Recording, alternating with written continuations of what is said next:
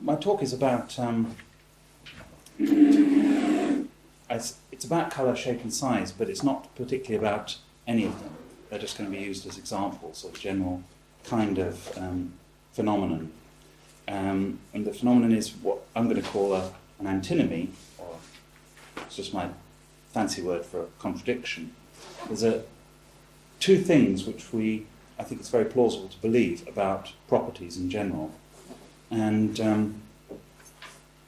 when one reflects on these two theses that I'm going to tell you about, you can see that actually they're in tension with each other. And I think reflecting on this tension or conflict or antinomy is something that we can tell us something about properties and also tell us something about causation. But let me start off. My talk's going to be in two parts with a little prelude. So it's always good to have talks in two parts, because then you can ask the question. If you don't know which question to ask, you can always ask, how is the first part of your talk related to the second part? I think it's the general form of a question that you can ask in any talk. But I'm going to take away the opportunity to ask that question, because I'm going to tell you how they're related. But the first part of the talk contradicts the second part of the talk. So you can't ask that question, you have to ask another one.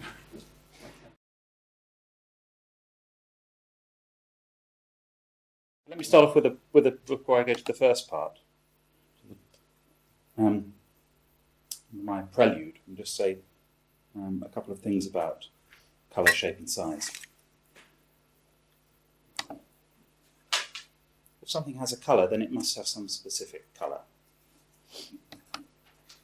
Similarly, if something has a shape or a size, it must have some specific size. Something can't be coloured or shaped or sized without being coloured in some particular specific way.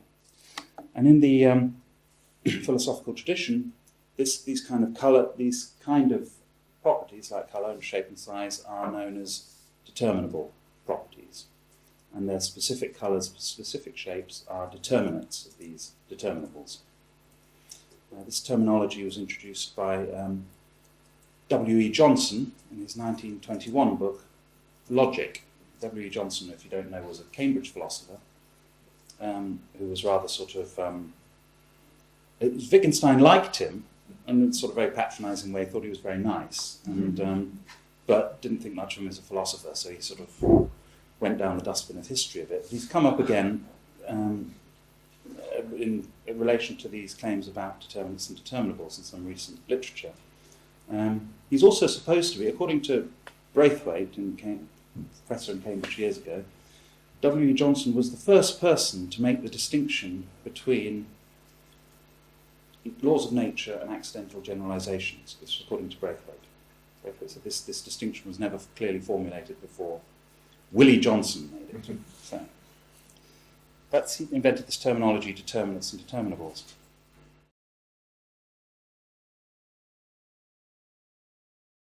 The first part of my talk then is going to be, I'm going to say some things about determinants and determinables, and some things which will be very well known to most people here. The distinction between a determinate property and a determinable property, like between being coloured and being red, is a relative distinction in the sense that you can't ask of any property, is it a determinable property or a determinate property, without asking whether it's determinate relative to something else. So just as red is a determinate of the determinable colour, and scarlet is a determinate of the determinable red.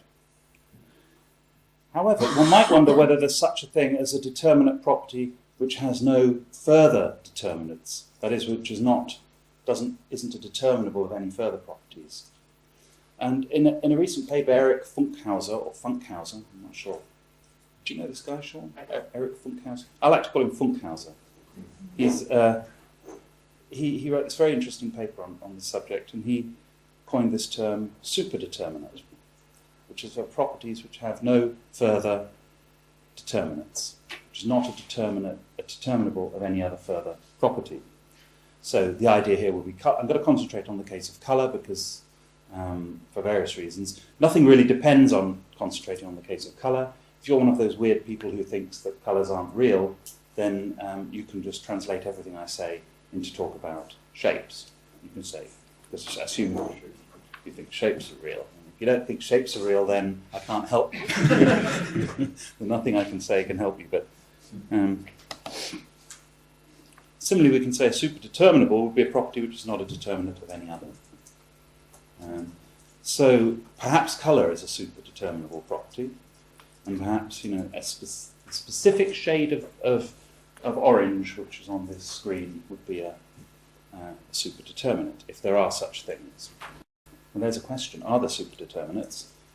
Someone who thinks that there are, and has said so in a forthright way, is David Armstrong. In his book Perception of the Physical World, he says this thing which I find very plausible, that a physical object is determinate in all respects, has a perfectly precise colour, temperature, size, etc. So the thing I find plausible is this second thing. It makes no sense to say that a physical object is light blue in colour but no definite shade of light blue. So that's the thought, that if something has a colour, it must have a superdeterminate colour.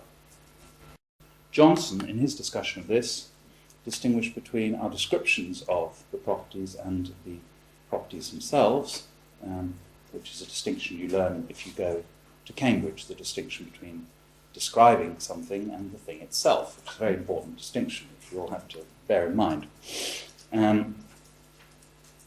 My teacher was a man called Hugh Mellor. I'm not sure whether he's spoken at Jean Nicot, but I wrote a paper once called The Origins of Qualia, and he said to me, when I told him what it was about, he said, "Don't you mean the origins of the idea of qualia?" Mm. And I said, yes, I did mean that, but this was a rather tendentious way of putting it. Now, of course, we distinguish between the idea of a thing, or the description of a thing, and the thing itself. And Johnson distinguishes this by saying that he says that it's a universally adopted postulate that the characters of things which we can only characterise more or less indeterminately are in fact absolutely determinate. So he agrees with Armstrong, and he says it's a postulate. Now, one feature of determinates and determinables that has been discussed quite a lot is that we can distinguish between the general structure that you have in something like the genus-species relationship. Man is a rational animal, say, and what we get in the case of colour. It's not true to say that in the case of a colour, what you have is that something's being read is it's being coloured plus some other feature. Whereas we could say that something being a man could be being an animal and being rational. So we can characterise those two features in a conjunctive account of it or something. Now, the distinction isn't entirely clear between these two ways of dividing up properties, but what I'm going to assume is that that's not how we should think of colour, that being read is being coloured plus something else. That's what I'm going to assume in this talk. Rather, being read is a way of being coloured. And then this allows us then to think in terms of different... Oh, this didn't come out, because this was on because I wrote this on a superior computer. I apologise. I apologise to Compaq, whoever they may be, but I wrote this on an Apple, so this didn't come out. But anyway, this was a picture of the three dimensions of difference of colour, as for example that you get in the Munsell system. And there's these three ways in which colours can differ. All I mean by dimensions is just ways that colours can fail to be the same. So you get in this case ways things can fail to coincide in respect of colour, and that's just an illustration which plays no part in my talk. It's just to say that what it is to be a determinate can vary along different dimensions. So we don't necessarily have to have just a hierarchical structure, but the structure can be what people call a property space, and this probably won't come out too. No, okay. This was the picture of the colour solid. You just have to imagine it. So I suppose the idea is that each discriminably different piece of the colour solid would count as a different superdeterminate colour property. And of course, there is a question about how to divide that up, which I'm not going to go into because nothing really depends on it so far.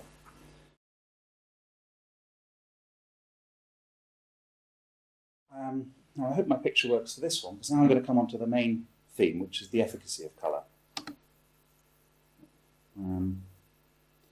Let's suppose, along with most philosophers, that certain things are true which are in fact false. You will know, of course, that bulls don't have colour vision.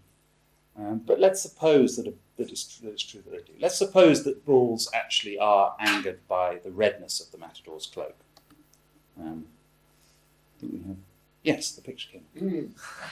So there's the matador, yeah. And here you can see the bull being angered by the colour of the matador's cloak. Let's just suppose that for the sake of argument. I mean, it's like all these things, like, heat isn't the motion of molecules, and I don't think water's H2O anymore. Cicero was certainly Tully, that is certainly true. And Hesperus is phosphorus. Though those things that's the rock solid factual foundation of philosophy. But things like bulls attacking things because of their colour, that's not actually true, but it doesn't matter. You know what I mean. And just take something where, take a case where it is actually true. Let's just assume the fiction that this goes on. So we assume this for the sake of argument, that the bull attacks the cape because it has the shade of red that it does, or is it that it has the shade of red that it does, or is it just because it's red? Well, this gives rise to what we might call, following Jaguar and Kim, an exclusion problem. Because we think that, well, if the cape, the cloak, is red, then it has to be a specific shade of red. So we can ask, did the bull become angry because the cape was red or because it was scarlet? If the scarlet, and if you think of the absolutely determinate, let's suppose for the moment that scarlet is a superdeterminate. If the scarlet is sufficient to anger the bull, this absolutely superdeterminate property is sufficient, then how can redness play any causal role at all? Now this is analogous to those of you who know about the mental causation problem or the special science causation problem, is analogous to the kind of structure of the problem you get there, where you have some higher level property bringing about some effect intuitively, but then we also know that there is some lower level property which suffices to bring about that effect. So the question is, if that lower level property suffices, the physical property, then what causal role is the higher level property playing? You see, we want to say in our story that bulls respond to red things, not to scarlet things. That's our thought. But how can redness play the causal role if scarletness is enough to bring it about? Now, this question in this context was. Sorry, I have to mention something else.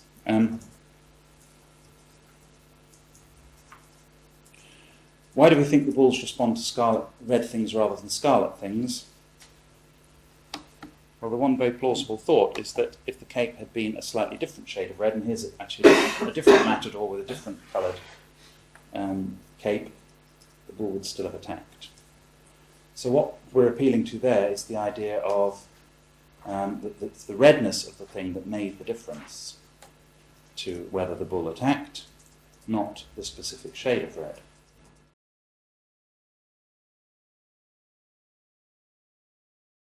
Anyone who knows the mental causation debate will know that Stephen Yablo discussed this in his 1992 paper.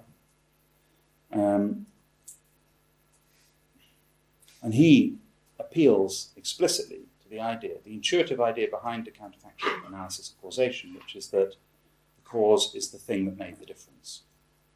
So the cause is the thing that, if that had been absent, then the effect wouldn't have happened. He also understands that in a way which is pretty much the same way that David Lewis does, where you think that when you say if the cause had been absent, what you imagine is the closest possible world to actuality where the cause is absent. And the thought is that the closest possible world to actuality where the cause is absent is one where the cape is a slightly different shade of red, not green or not no cape at all. These are much more distant worlds. Hence, it's the redness is the thing that makes a difference, as I'll say in a second, on his view. Now, Yablo tries to identify in his paper, among all the various conditions, all the things that you might call causally relevant to an effect, he identifies something which is what's causally sufficient for the effect. Something that's causally sufficient would be, and if there are any wholly sufficient causes at all, maybe it would be something like Mill's entire state of the universe before the effect. That's what Mill thought, that you can only call the whole cause. But if you're a physicalist, you might say that the underlying physical condition which occurs before the effect is the sufficient cause. You might say that. Now, since Diablo wants to say that there are mental causes which are distinct from physical causes, but nonetheless they have an effect, then he wants to distinguish between something's being causally sufficient and something's being a cause. The picture is you have all these things that are causally relevant, and you want to pick out of those the thing that is the cause, or a cause. Nothing hangs on it being a unique cause, which just as well, because there aren't such things. So Diablo's view is that there is, in the case of determinates and determinables, we have a structure among properties where we can say that even if the determinate property or the superdeterminate is causally sufficient for the effect, the more determinable property is often a better candidate for being a cause. And his way of putting this is to say that the causes should be commensurate or proportional to their effects. That they shouldn't contain what he calls too much causally unimportant material. So going back to our case of the bull, we'd want to say that it's causally unimportant that it's the precise shade of scarlet that it is, that the cape has, which causes the bull to charge. That's causally unimportant. What's important is that it's red. And relying on a general counterfactual criterion of causation, then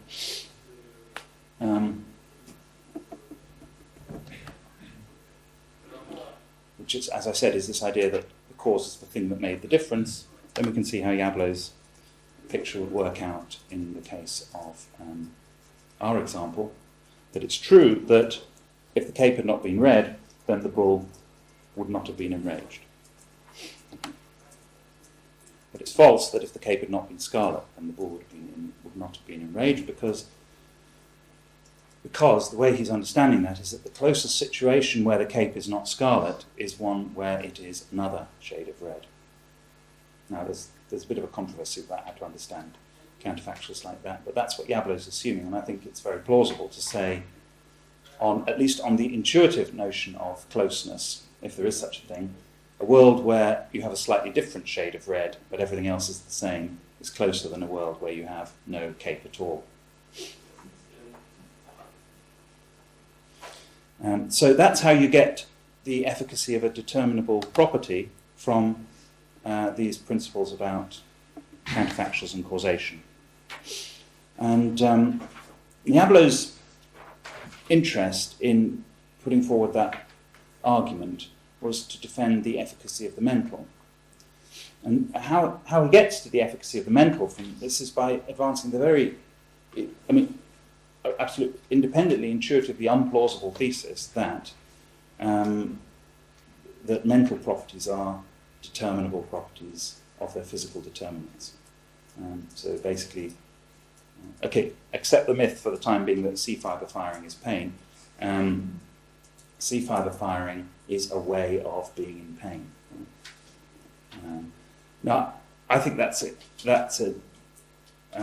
rather the more unfortunate part of his paper. I find that not persuasive at all. But that's the relationship between mental and physical properties. But I'm not going to talk about that. That's not what I'm interested in. I'm interested in the general claim about determinants and determinables. And I think that Diablo actually provides very good reasons for thinking that determinable properties are causes. Basically because our judgments about causation are expressed through the counterfactuals that we accept about cases like this, which are sensitive in these kind of cases to determinate changes in determinables, but not changes in determinants. So here's my thesis, end of the first part of my talk, that determinables can be causes and they do not compete for causal efficacy with their determinants.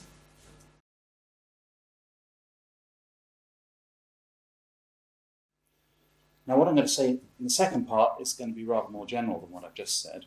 So I'm going to talk about the role of properties in metaphysics as a whole. I'm going to start off by talking about a distinction that David Lewis, I think David Lewis introduced, but David Lewis made a lot of in his later work on these properties, between sparse and abundant properties. Now, Lewis's overall metaphysical picture is nominalist in the sense that he accepts only particulars in his ontology. Properties for him are sets. They're sets of particulars, sets of possibilia, in fact. However, in his paper, New Work for a Theory of Universals, he saw the need to distinguish between properties in what he called an abundant sense, where a property is just the extension of a predicate. So any predicates which differ in meaning would have different property associated with them. And properties in what he called the sparse sense, where properties in the sparse sense do not correspond in a straightforward way with the predications that you make of objects. And here, if you haven't come across this distinction before, which I'm sure that many of you have, we could start off with a comparison with names. So none of us believe that names correspond one-to-one with objects. So just as you can have a name which has no object corresponding to it, you can also have an object with more than one name corresponding to it. And in philosophy, of course, we get very excited by the fact that objects can have more than one name. Outside philosophy, people find this a bit puzzling. An object can have two names, because why it's so exciting for us, but it is very exciting for us. And we can say similar things about predications. We can say that two predications can correspond to the same property. Perhaps water and H2O, X is water, X is H2O. And some predications can correspond to no property at all. So if you have general terms like phlogiston, which correspond to no property, then it's analogous to the case of names. So that might give you a reason to distinguish between what something's a predication merely being true of something, and whether that picks out a property, just in an analogous way of whether you might distinguish between whether a name picks out an object or whether two names pick out the same object, and there isn't a one-one correspondence between these things. Now, if you thought that general picture was attractive, then let me say one more thing that I could say to illustrate why that might be attractive. Some people talk about disjunctive properties. Oh, the picture's disappeared. There, this was a special picture from my colleague Barry. Certainly she have a bottle of wine. Now, it's true that each wine is ignoring the inconvenience of a rosé. It's true that each wine is red or white. That's true, isn't it? And apart from rosé, you could add an extra disjunction. So do we say, does this mean that there is such a thing as a disjunctive property being red or white, which each of them has? Well, you might say, if you're attracted by Lewis's distinction, you might say, well, in a sense there is, but in a sense there isn't. Certainly there is the extension of that disjunction, and there's such a thing as an abundant disjunctive property, we could say. But it doesn't follow from that there is a real sparse property which each wine has, which is the property of being red or white. Now, why say that? Well, because if it's true that the wine is red or white, it only needs to be made, for that to be true, the wine only needs to be red, or it only needs to be white. There's no need, in addition, to have an extra property of being red or white. So in order to say why it's true, I say explain why it's true, I don't know whether it's much of an explanation, but we don't need to attribute to the wine the disjunctive property of being red or white.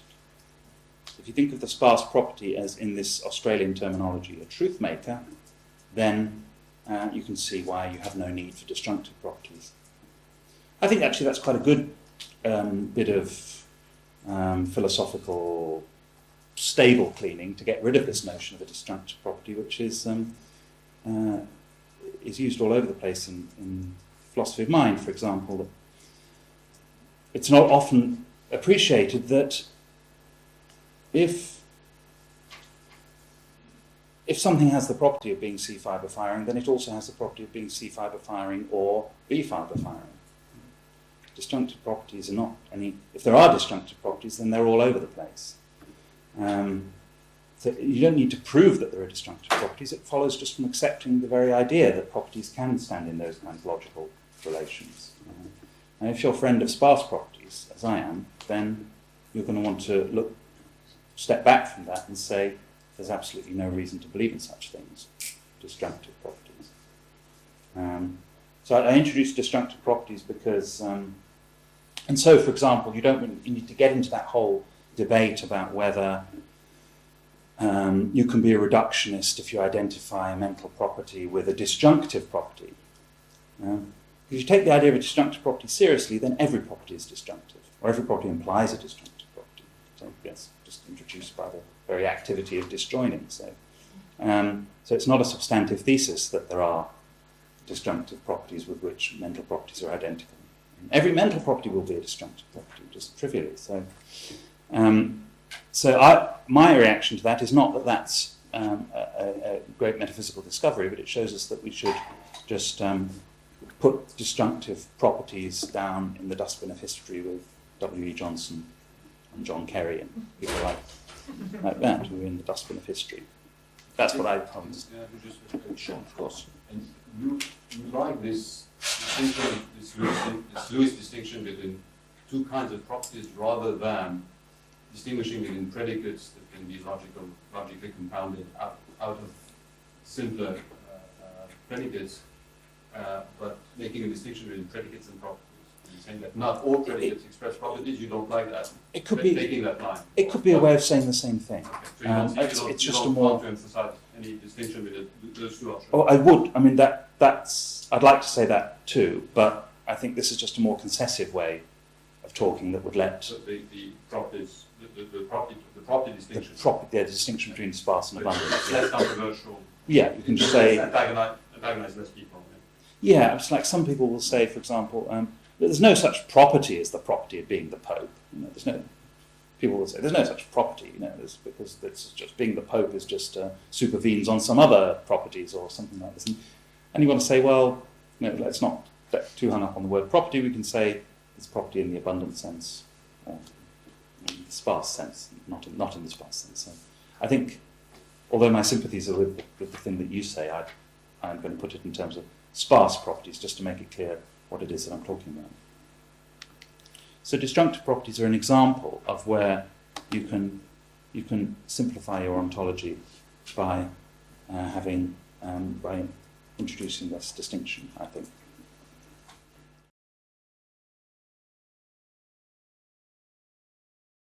Now, the next thing I want to say is to come back to determinants. Determinants are sparse because they stand in that kind of relation to predications of determinables. If we want to say that something is, if I'm just changing the example again, if I'm over 150 centimetres tall, I'm over 155 centimetres tall, and so on.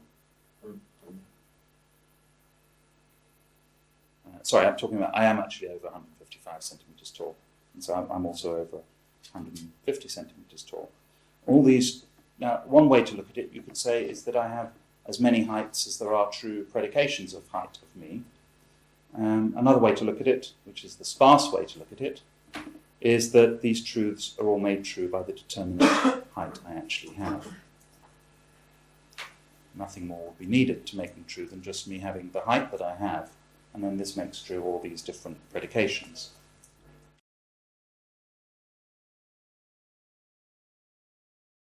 Now, the next thesis in this is what I'm offering here is a bunch of theses about properties and causes and truth makers. And when you see how they all hang together, you can see where the second part of my talk is leading. You may have seen this already. So you think that truth makers are causes. Now this is a more substantive thesis. When Lewis distinguished between sparse and abundant properties, one of the things he said was that sparse properties are those properties which are responsible for the objective resemblance between things, and those responsible for an object's causal powers. Now, it's a very intuitive idea that the properties of things are their causal powers. Well, I say it's an intuitive idea. I don't know whether it's intuitive, but I think it's true. There are other people think in different ways, and so just to set the scene, to tell you what I'm talking about, is that Davidson, for example, thinks that events are causes. Other people, including Aristotle, think that substances are causes. So people who believe in agent causation think that some substances can be causes. That is to say that it's Pierre who broke the window, not just some property of Pierre or some event going on in Pierre's brain or in his hand. It's actually he who did it. He's the irreducible cause of that event. So if you believe in that kind of causation, then you're going to reject this thesis that I'm going to put forward. The thesis I'm putting forward, I think, has its roots in Hume, when Hume said that when we judge effects to be similar, it's always because of some property of the cause, some quality of the cause, he says. I can't remember the quotations in the treatise when he talks about rules by which to judge causes and effects. And this idea has its modern version in the idea that you can say objects and events have effects, but they have effects in virtue of their properties. And Lewis used the term natural properties as a way of carving up a way of distinguishing among the sparse properties. He said that at one end of the sparse range of properties are the perfectly natural properties. And he thought, as a physicalist, he thought that those are the properties that you find in physics. So that's the term natural properties for the time being can just mean the same as in most sparse properties. And on this conception, these properties are mind and language independent for the most part, apart from the mental and language cases, of course. And causation takes place at the level of these truth makers. So causation is a relation between the truth makers, not between things at the level of truths, whatever that might mean. And this is what Lewis meant when he summed up the idea by saying that natural properties are ones relevant to causal powers. Of course, there's something very obscure about Lewis's metaphysics, because for him a property is a set of possibilia. So to say that a natural property is relevant to causal powers is to say that which set of possible objects an object is in is what's relevant to its causal powers, and there's no further explanation of that. Now that's because Lewis is working within this nominalist framework. If we reject the framework, which I think we have to do if we reject possibilia, then, and most of us do reject possibilia, if we reject possibilia, then we can't believe in sets of possibilia. So we can't accept Lewis's basic account of properties. But nonetheless, we can say the things that we want to say about natural properties and sparse properties versus abundant properties. We can say all that, even if we reject his particular account of what properties are. And this is the idea that natural properties are the ones relevant to causal powers.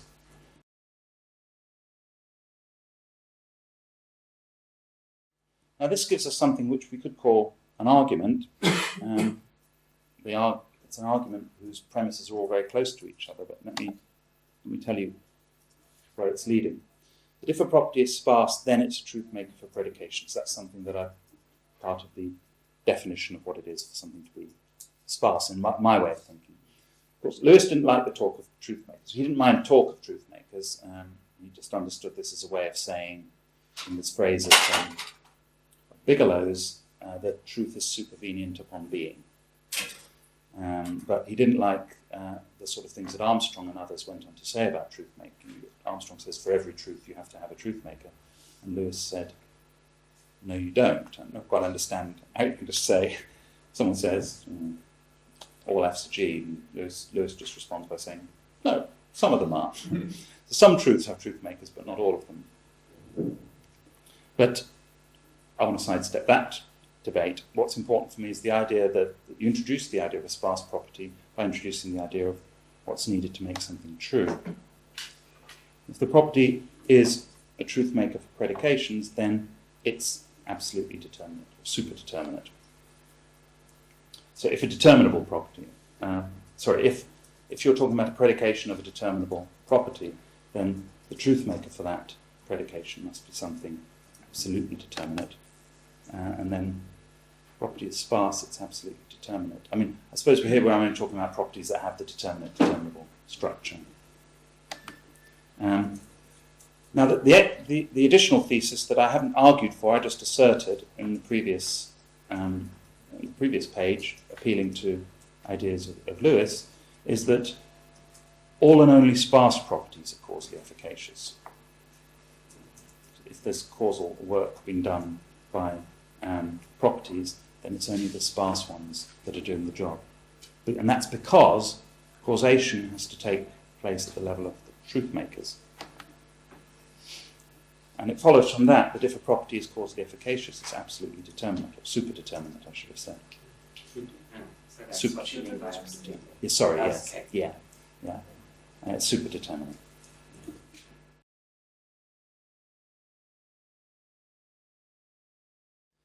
We're leading now to what I rather pompously called the antinomy of determinable causation. And we had the thesis, which was the conclusion of the second part of the first part of the talk, is that determinable properties can be causally efficacious. And the antithesis, the antithesis, is that determinate properties and not their determinables are always causally efficacious. Now, so these theses, the thesis and antithesis, contradict one another. This, I said, we got by reflecting on the Ablo-type arguments, and which was driven by the idea that the cause is the thing that makes a difference. That's understood in broadly Lewisian terms, in terms of what's the closest situation where the cause would have been absent. In the antithesis, I got that from reflecting on the role of sparse properties in metaphysics, their role as truth makers, and the idea that causation must relate truth makers, if you accept this talk of truth making. The talk of truth making, all it means is that truth is supervenient on being. That's all I mean by it. That if something is true, then there's something in the world that makes it true. Now, I think what they show is that we've got different ways of thinking about properties and their role in causation. But I think that we can't hold both these ways of thinking, so something has to go. So in the last 5 minutes of my talk, I'm going to suggest 3 ways out. 3 ways to respond to this antinomy.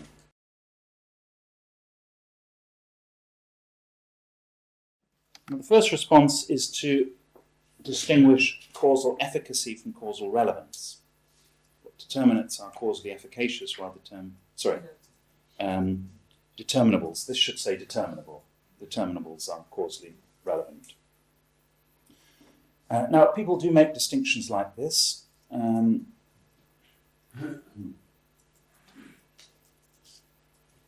one can disagree with this distinction if all it means is, in one sense, red is the cause, and in another sense, scarlet is the cause.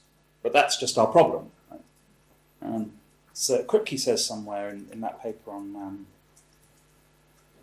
speaker's reference and semantic reference, and he says it's very characteristic of philosophers to discern an ambiguity whenever they're faced with a contradiction or something like that. And I think this is something that people tend to do here. What we need, of course, is an independently understood notion of causal efficacy and notion of causal relevance. I don't think there is. I don't think there are such independently understood notions. I mean, we've barely got a notion of causation that everyone will agree on. So the idea that there might be notions of causal efficacy or causal relevance which can be distinguished enough to apply to this case, and to say something more than just, in a sense, the red's the cause, in a sense, the scarlet is the cause. Right? We know that. That's our problem. So I think that this is a gesture in a direction which I don't think goes anywhere. Another example of this kind of thing is the sort of thing that Frank Jackson, Philip Pettit used to say in the 1980s, late 1980s and 90s. They talked about programming. Some causes are programming causes, and other causes are something like process causes or something. This is just an image. This was just saying, in one sense, the higher level things are causes, in another sense, the lower level ones are. It's not a theory. That's not a theory of causation. It's just a way of saying we've got a problem here, which we're going to solve this problem by introducing these two terms. Now, of course, if the words relevant and efficacious were independently understood in such a way that I could understand what was being said by distinguishing these things, then that might be something. But in fact, they're just introduced by stipulation as kind of technical terms. That's what I said. It solves the problem by stipulating a distinction. And the question is how well we understand the distinction in the first place. That's my worry about this kind of thing. Now, in response to this, someone might say that the distinction between causation and causal relevance is a distinction between a relationship between particulars, say events, or what sometimes people call tokens, whereas causal relevance is a relationship between properties or types. Now, you could say that. Now, and there's been lots of work done on the difference between type causation and token causation, but this isn't what's going on here, because our antinomy concerns token causation. I'm not talking about type causation. It's true that I said red things cause the ball to charge, but the actual claim I was making was that the red of this particular shade of red, is what caused the ball to charge. Sorry, this particular shade of red, what I mean by that is not the determinant, I mean the instance of this property, the thing having the property. And in any case, of course, this distinction is going to be blurred by anyone who thinks that causation relates to properties, because properties are then implicitly general. So first response doesn't work. I'm going to give up on causal relevance, causal efficacy. Sorry, Pierre. Oh. But,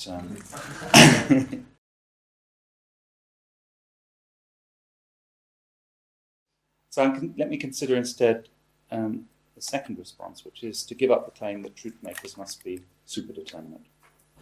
I think it's, if someone comes along and tells you that there's no such thing as red, then either you're the sort of person who likes it when philosophers say things like that. You say, yeah, it's great. It's like people who say there's no such thing as colour. You think there must be something wrong with any theory which implies that there's no such thing as the property of being red. It seems like the second half of my talk is moving in that direction. At least in the sparse-centred property, there isn't such a thing as the property of being red, any more than there's such a thing as the property of being red or white. So I seem to be led in this rather unattractive direction of denying that there's such a thing in a kind of, meaty sense of as the property of being red. That's where our investigations seem to be taking us if we think of properties as sparse, as truth makers. But couldn't you just say that in fact it's just that as well as being orange, this thing is also this particular shade of orange, and that can be just as much a truth maker. If you're tempted by these kind of minimalist ways of thinking, not sure how popular they are around here in Paris, but there are people who like saying things like, well, all you need to have the notion of truth maker is just to say that X is F is true if and only if X is F. And you could say, Paul Horwich might say that dogs bark is true if and only if dogs bark. And that's his theory. But that doesn't... If you said that, then of course you could say, well, your jumper is red is true if and only if your jumper is red. Now that's not what I really mean by truth making, I suppose. I think that's obviously true, but I think that if you're attracted by the talk of truth making, then you're going to want to push things further, and you say, well, what's needed, what would suffice to make the thing red, and it's clearly the determinant of the property. So even if it seems plausible for colour, what do we say about height? If I'm tall, I'm over 50 centimetres tall, I'm over 51 centimetres tall, I'm over 52 centimetres tall. On what principle are we going to distinguish all these predications as being truth makers for these predications being made true by different properties, if we don't just go for what I'm saying, which is the determinate property is the truth maker, and all these other ways are just ways of describing that state of affairs. Well, I say the infinity of predications, there needn't be an infinity of them. In fact, it doesn't matter that there's an infinity, that's not important. So that I just dismissed the second response, which may be taken for Wittgensteinian reasons or quietist reasons or minimalist reasons, or I don't have an argument against it. I just think that if once you start going down the road of thinking that less is needed to make something true in many cases than is given by a distinct predication, reach distinct predication, then I think it doesn't. I don't have any way of showing that it follows that the truth makers must be determinate, but this is something which gives an explanation of that.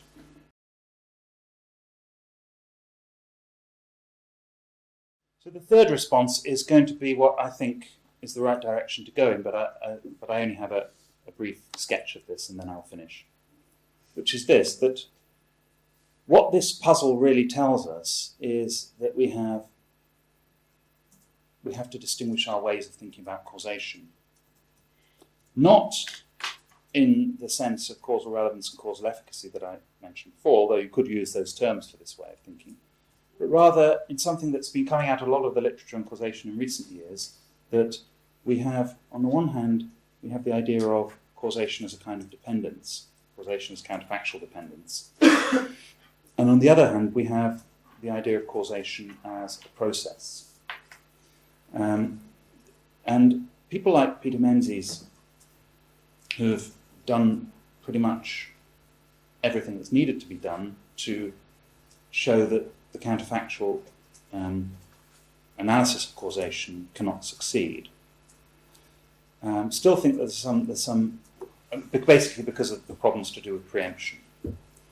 Now, Lewis himself responded to those problems, and in the end, in one of his last papers on this, Void and Object, which is an absolutely wonderful paper, he ends up distinguishing between the idea of an underlying process which the counterfactuals are trying to track and the mere truth of the counterfactuals themselves. It's framed around a discussion of whether a void can be a cause. The void is nothing, but the void, nonetheless, there are various counterfactuals that were true of the void. If you fell into the void, your blood would boil and things like this. But the void is actually nothing. So the void is a limiting case of an absence. We think absences can be causes. And that's a very different kind of way of thinking about causation than if you think of causation as an actual process of real events. Now, Menzies drew that conclusion much earlier on in criticising Lewis's views of counterfactual analysis of causation.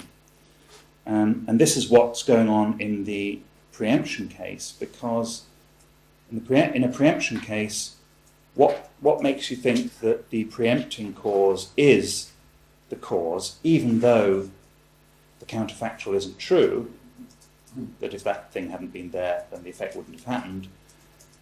It's simply because there is this real process of events going from the preempting cause to the effect. Now, the difficult that it's that process which Lewis rather amusingly calls biff. Biff. Now this is biff. That's hitting something. Biff. Other people call it oomph. And of course, these are little jokes. They're not important. The idea is that there's a process. It's nothing to do with things hitting each other or billiard balls or stuff like that.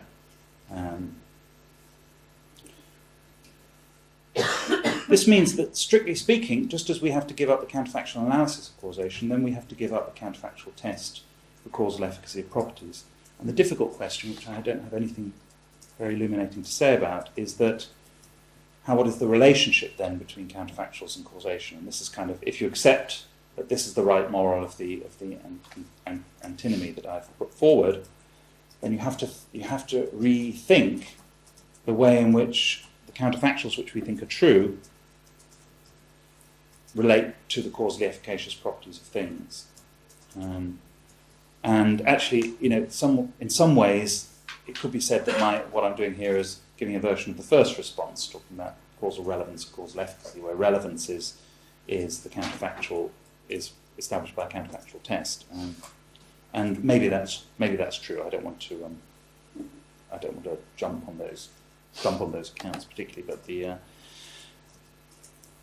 idea I want to leave you with is that what a counterfactual about the determinable, like if the cape hadn't been read, then the bull wouldn't have charged. What that tells you is not which property of the cape it is that is actually efficacious, but rather it specifies what range of properties the efficacious property belongs to. And here an analogy would be actually with something that I got from Frank Jackson, which is supposing you're in a concert, there's a conductor, and he stops because someone coughed. Now, as it happens, it was Pierre who coughed. But it's not, Pierre need not be explanatorily salient for why the conductor stopped, because if Sean had coughed instead, then the conductor may still have gone on and done the same thing. So the picture there is that what the counterfactual specified when it says if no one had coughed, then the conductor wouldn't have stopped, specifies the range of a range of causally efficacious properties or entities of whatever kind, and does not directly target in on the actual causal efficacious property of the thing.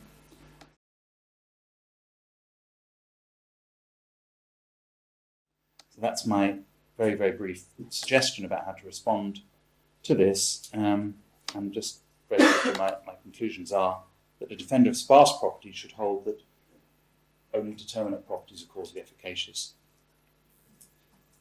And this means that the truth of counterfactuals about the determinables does not, I say, directly track the causal efficacy of properties. I haven't said exactly what I mean by that. And I suppose what I mean is that we should be very wary of reading off claims about causal efficacy of properties from the truth of these counterfactuals. So I'll stop there. Thank you very much.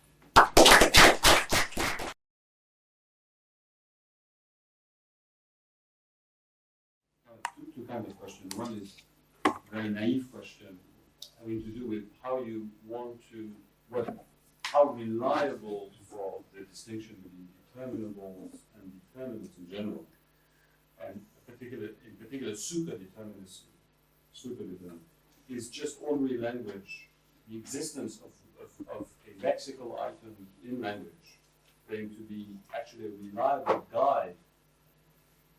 So you say red is a determinable property among which has scarlet as a determinant. The question is scarlet a superdeterminant? And of course, perhaps we don't have English words for more determinate properties than scarlet. Yeah. But why can't we use, for example, the expression that shade of scarlet? Right? And so, I mean, how seriously do you want to commit yourself if you are actually doing metaphysics as opposed to just, and particularly metaphysics of causation and causal efficacy? How important is it or not that you're going to have a single lexical item of English, picking up a property as opposed to having shades of being scarlet as the determinant of scarlet? That's one kind of worry that I'm not exactly sure. Yeah. The other thing is that perhaps I'll let you say something about this general question. The other thing is that the range of determinant properties. I mean, when you say that the counterfactual about determinables is about a range of sparse properties with causal efficacy, right? Then isn't it the case that determinables in that sense will be disjunctive sets of sparse properties? I mean, I mean, can't one think of the connection and of the relationship and the determinable property involved in the counterfactuals that don't track causal efficacious property? Aren't they disjunctive sets of causal efficacious properties? And in fact, isn't your conclusion very close to the Jackson-Petit distinction between process and program? I mean, between causal relevance and causally relevant properties, which are basically the determinables, and the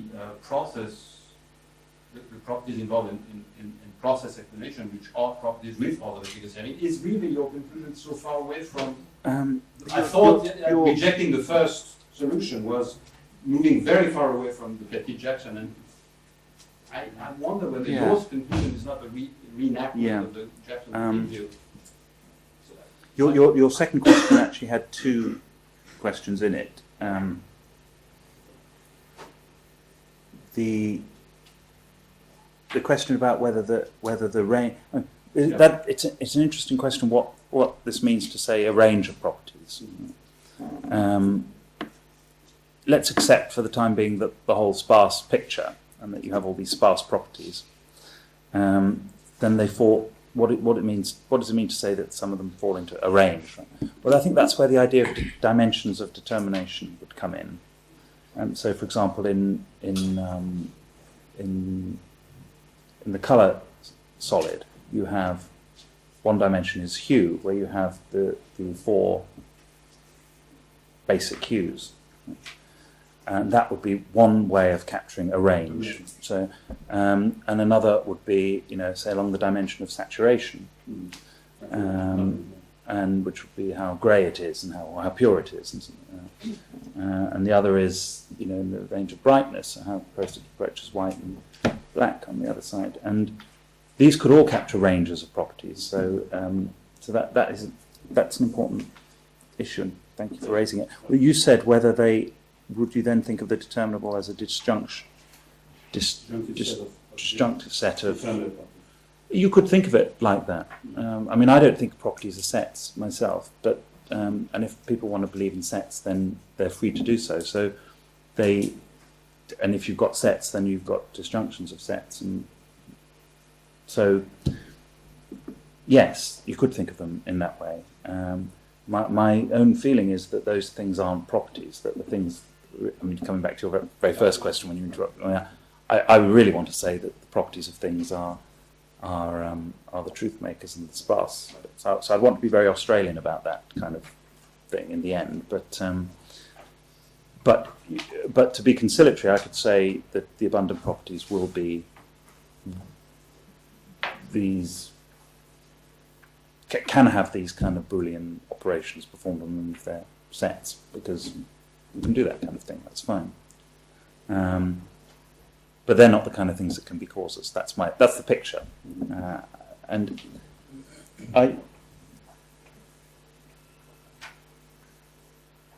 now whether that's the same as Jackson and Pettit's view. I mean, you may be right. In fact, I suspect you are right. But that this is a similar way of saying what they wanted to say. But I think what I don't like about what they want to say is that they think it's kind of straightforward matter that you can appeal to the notion of programming as if this was something that kind of goes on in the world, that things program things, which of course they don't. Like, if anyone programs anything, people program computers and things like that. And so they've got that image, which then they apply to things like answering the question, why do the trees go taller in Melbourne than they do in Canberra? And then you say, well, it's... Now, of course... It's really the notion of program that you think is inappropriate, though, that we don't have really understand, we don't have grasp. I think it's okay to use that metaphor, but I think that they tried... Well, Philip Pettit, I think, tried to build a more of a sort of theory based on that idea. Now, of course, he does talk about it in terms of explanation as well, and I think that... I think one thing that I would want to take from Davidson is the distinction between causation and explanation, and I think that if I was more charitable to Philip, then I would say that, in fact, the idea of programming is the idea of that an explanation specifies a range of properties along a certain dimension, it says it picks out one property in that range as one of the properties on that dimension. So yeah, I think you're basically right that it's a bit like what they say, but it doesn't seem to me a simple matter to say that there is this distinction between two ways of thinking about causation, and that's why I found it more useful to think of it in terms of the things that Lewis says in Void and Object about Biff versus counterfactual dependence. Your first question, the answer is no. Yeah, I didn't want to imply that there should be a word in English or any other language. That's not a reliable guide. I don't know if it's, I mean, it may be, how do I get to the, I just want to get to the quote from Johnson that I had at the beginning, which was something that I actually wanted to endorse, that quote.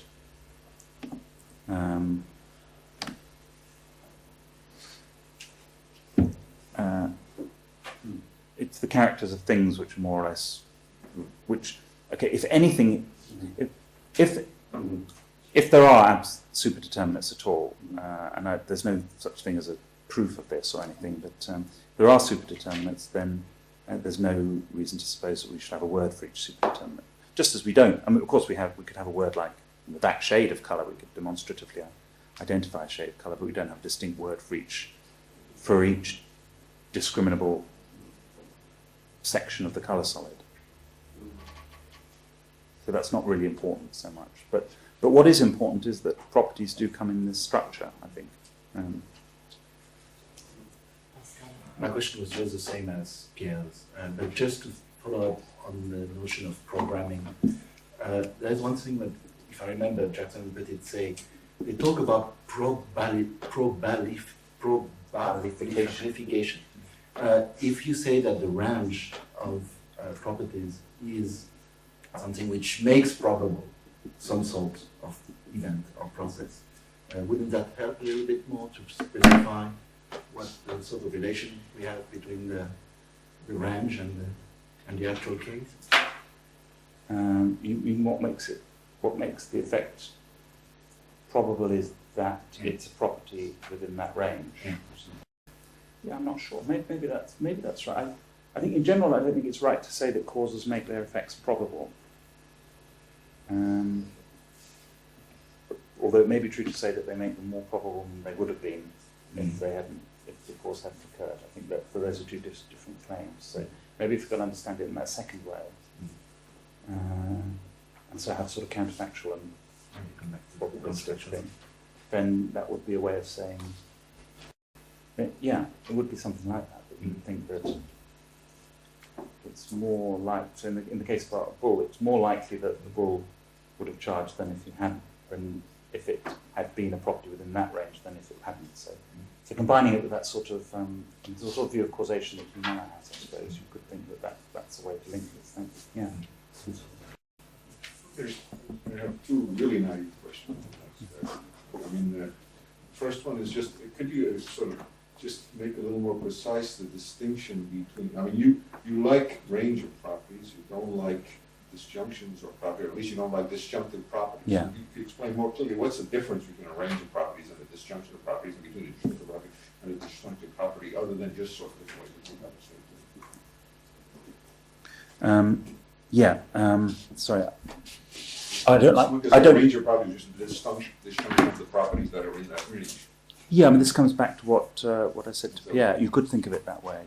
What I don't like is the idea that there are disjunctive properties. I just that's a disjunction of properties. You can talk in that way if you like, and if you think of properties as put into sets, then you can have logical operations on these on these sets and their subsets. So that's perfectly okay. So I couldn't object to a disjunction of properties in that sense. And that could be the same thing. It's the same thing as a range in the sense that, if what it is to be one of the primary colours is to be either red or blue or green. I mean, you could have, you might say something on that there's some sort of scientific justification, so you get much more set of possible interesting disjunctions when you have a range. That's you know, true. disjunction That's of certainly the scarlet or- yeah. Or is that- Yeah, thank you. It's that's the way I'd want to think of what it would be to be a range of the property would have a range in that way, would be where there was some genuine dimension of determination, like in the case that there is in the case of colour or in the case of height, as opposed, I suppose, one thing about these disjunctive properties is it's kind of it's sort of there can be an element of arbitrariness about them. Can I ask a second question? I mean, why don't you want to give up the notion of absolutely determinate property? I mean, doesn't physics and doesn't all science sort of, they just sort of made their peace with their urge to have absolute certainty of that sort and just do without the notion? So why don't you, what reason is there for not doing without it? I mean, physicists wouldn't talk about colors as absolutely determinate properties. They would talk about, any psychophysicist would talk about the huge dependence, variability from members of the same species, etc. They talk about light, they talk about probability, they talk about quarks, etc. Why do you want to keep the notion of? Maybe I shouldn't have said absolutely determinate, because that brings in other connotations. I only meant that within these properties that do have this determinable nature, and not all properties do, where you have that kind of structure, then I think there are properties which have no further determinants. So why I think it is because I think this particular shade of blue, there is no more. That particular shade of blue does not have a further determinant. A psychophysicist will tell you that it all depends. Moving that pen, the shade changes constantly. Your visual system can vary from one second to another. So what you must be meaning is that at the particular moment when you make a conscious judgment, you think that there's a particular shade, but you're wrong. I'll say, okay. Well, but you could be skeptical about color, whether colors are real properties. That's the way it really is. Not that. Well, I don't think things do change color when. In different conditions of illumination, things just can look different, but they can still have the colour that they have. And so that's a metaphysical question. That seems to me that's not an empirical question. It's broadly empirical, but it's not something that science has shown us that things are changing colour all the time. If you believe in colour, of course. I mean, the way I say many lines of thought about colour are eliminativist about colour, but that's not something that science has shown either. It seems to me. So, we judge things to be similar in colour, even if they're very differently illuminated and can have shadows. We speak English, we'll say red. Somebody who speaks a language that doesn't distinguish between red and orange will use another word. That's the true. extension is much broader than the English word red. And they might to show that it's that color. Yeah, they might do that. Yeah. But I think the points you're raising about colour are There's some things that are particularly color, but some things that aren't. Like even shape, it's always varying. The quarks are going this way and that way. It looks to us like it's a certain size, but actually a physicist will say, well, look, it's a very much more complicated thing going on there. You're just not sensitive to some of the things that are going on. Well, one thing is that something can change its shape. I agree with that. But I don't. Flying off, the temperature is varying from one second to another, and that means you could, if you had precise enough instruments, you could measure the difference, and how far away one edge of the object is from another object edge, etc. Yeah, but how does that affect whether something is square or not, or whether this table is rectangular? And this table's losing little flakes of its molecules all the time. Well, physicists would say they don't need a notion of square. Well, maybe they don't, but maybe we do. Also, if you have a time index demonstrative identification of the sparse properties that cause verifications, then all these considerations about what happens over time, Oh, you could say that, yeah. That's true, but I don't know whether I think you want to go that road too. Because it might then one might. I don't have an argument for this, but suppose I had an argument that all super determinants at the end of the day could only be demonstratively identical, as when you did this with color. That may, yeah. And maybe that wouldn't worry. That wouldn't worry me at all. No, but I think your points were partly about change and partly about what kind of things that it is that we've discovered about the small scale structure of matter, and it is a kind of substantial issue what the relevance of those discoveries is to things like truths like the table is rectangular. I mean, some people think that the discovery that this is made up of something which is mostly empty space shows that things aren't really solid, for example, and that's the kind of line of thought I thought you were pushing. I don't accept that that's what it shows. So it's just sort of a stipulation. I think there are truths, and I think that there are conditions under which an assertion like that object is rectangular. Well, I think it's true that this tabletop is rectangular, and I think most people would agree with me. If someone said it isn't rectangular because it's mostly made up of empty space, I mean, I sort of feel like that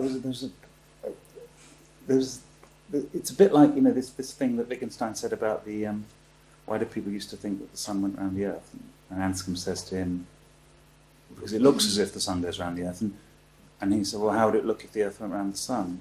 And the answer is obviously absolutely the same. So it's like, why do people think that the table is solid? So if the table really isn't solid, or if it really isn't, because solidity is another example, or if it really isn't rectangular, then why do people think that it was rectangular? Well, because it looks as if it's rectangular. Well, how would it look if it was really full of empty space? And the answer is exactly the same. So it seems to me... Depends on how much empty space. Yeah, but there's quite a lot of empty space in it, as far as I understand. So I think the question that you're raising is really about the relationship between what physics has discovered and what is true at not fairly sort of medium-sized dry goods level of talk. And I don't think there's anything that physics has discovered which entails that those things aren't true. So you have to take a stand, some sort of metaphysical stand on something like physicalism or eliminativism about these things in order to get that conclusion, I think. And I wouldn't want to take that stand. I'm sort of being reductionist in certain ways, and when I'm being eliminativist about determinable properties, but that's not because I'm a physicalist, that's because I think that's the way certain metaphysical lines of thought lead you. But it does seem to commit you to a perceptual limit on the definition of what is relatively determinate. So that is important. I mean, that is an important point that you made. And also the idea that the shape of the object changes because in a way that physics can measure is important, because you are talking about determinateness of shape. It's not the same as is the table solid, or I mean, is the table solid or is it full of, or is it empty? Because solidness and emptiness are not in that relation of determinate to determinate. Isn't that right? No, that was an analogy about what. So there seems to be something. I mean, I understand your reaction to his point, but there seems to be something in his point that resists your response. In any case, it makes explicit that you seem to define determinable property in some sense which is relative to perception. That is important, isn't it? I don't think that's true. I don't think I defined it in that way. The case of colour is, of course, a complicated case, because if we're thinking about and I don't understand colour really. I don't have but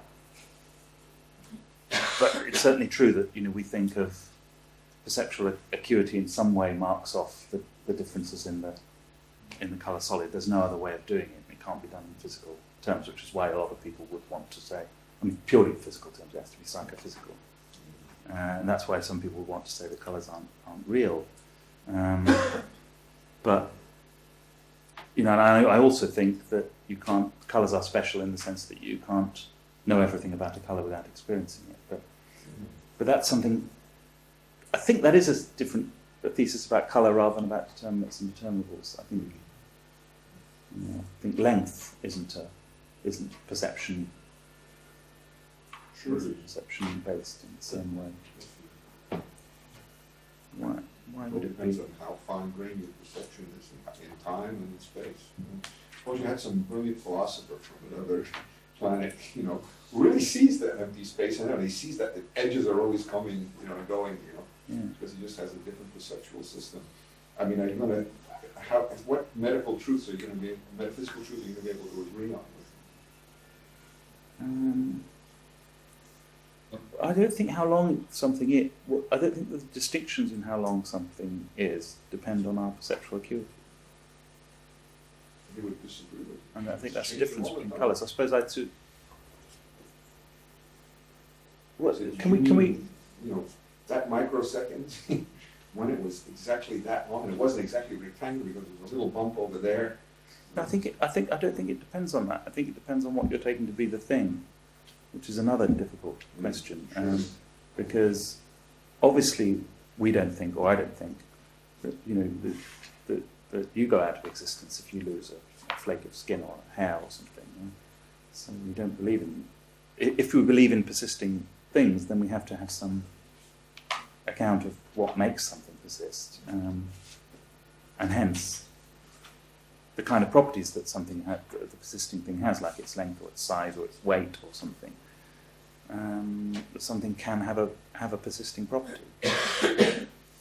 Now, of course, you could just deny that the properties of anything persist at all, and that in that sense things don't persist, or they don't persist by endurance. As you could deny that, but I think that denial would be something different from denying anything I've said. I think that would be something more like if you